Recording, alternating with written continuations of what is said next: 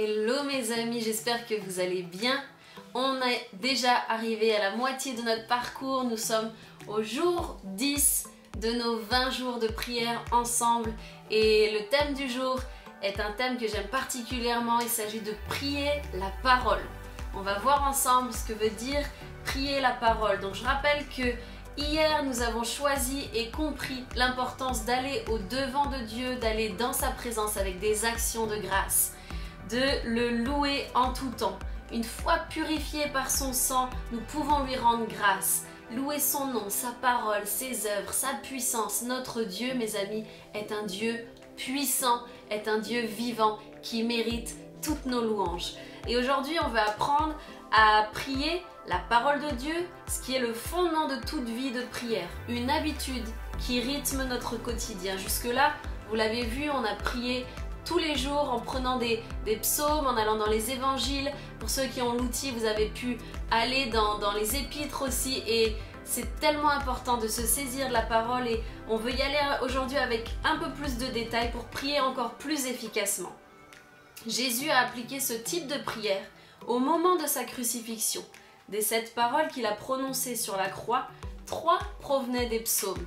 Par exemple, au moment de sa crucifixion, Jésus a prié selon le psaume 22, 1, verset 1. Dans Marc 15, au verset 34, on voit et on peut lire qu'à la 9e heure, Jésus s'écria d'une voix forte, « Elohim, Elohim, lama sabachthani », ce qui signifie « Mon Dieu, pourquoi m'as-tu abandonné ?»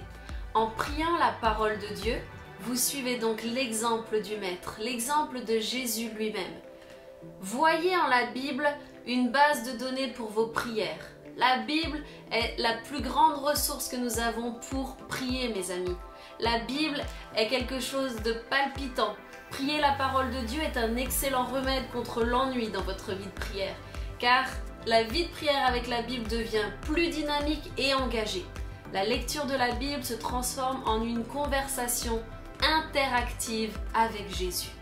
Vous aurez toujours des choses à dire au Seigneur, car la parole de Dieu est une source d'inspiration inépuisable pour la prière. Vous prierez aussi avec davantage d'autorité.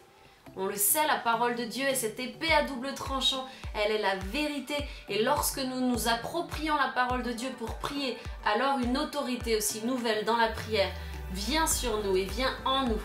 Vos prières seront aussi en accord selon la volonté de Dieu. Nous ne pouvons pas nous tromper en priant la parole de Dieu.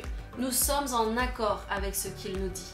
La parole de Dieu vous apparaîtra de manière plus claire et votre cœur tout entier sera rempli de vérité et de justice. Alors aujourd'hui, j'ai simplement envie de vous lire un passage qui se trouve dans Colossiens 1, du verset 9 au verset 11. Nous voyons là un passage qui peut nous inspirer pour prier la parole. Ok? Paul notamment va prier dans ce passage-là et après on va prendre quelques points ensemble pour prier pour quelqu'un à partir de ce passage.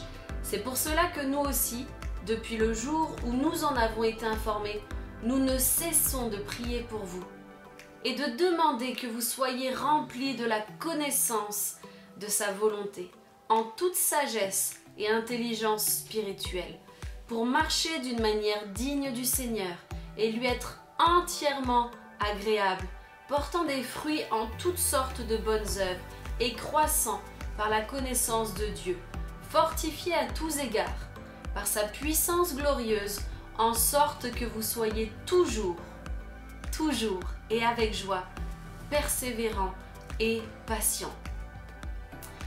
J'ai envie maintenant, dans les quelques minutes qui vont suivre, qu'on puisse utiliser ce temps pour commencer par demander à Dieu d'imprégner déjà dans nos cœurs chaque verset de ce passage. Nous voulons aussi prendre du temps pour prier pour une personne que nous souhaitons bénir aujourd'hui. Commencez à prier pour cette personne simplement en complétant ces phrases. Seigneur, puisse, je vais prendre Matt comme exemple, ok? Puisse Matt être rempli de la connaissance de ta volonté. Voilà comment on approprie notre vie de prière en utilisant la Bible. Tu prends un verset et puis tu cites, tu nommes le nom de quelqu'un que tu connais ou qui te vient sur le cœur. Puisse Matt être rempli de la connaissance de ta volonté.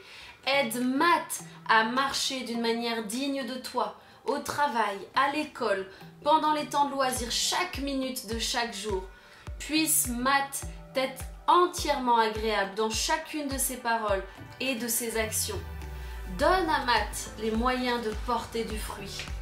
Puisse-t-il grandir dans la connaissance de Dieu.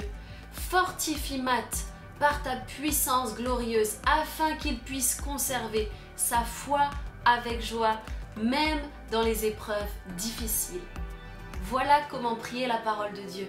C'est facile mon ami, c'est un outil incroyable, cette base de données inépuisable. Je veux vraiment t'encourager à te l'approprier parce que c'est vraiment l'outil le plus puissant et le plus riche que tu puisses avoir comme fondement de ta vie de prière.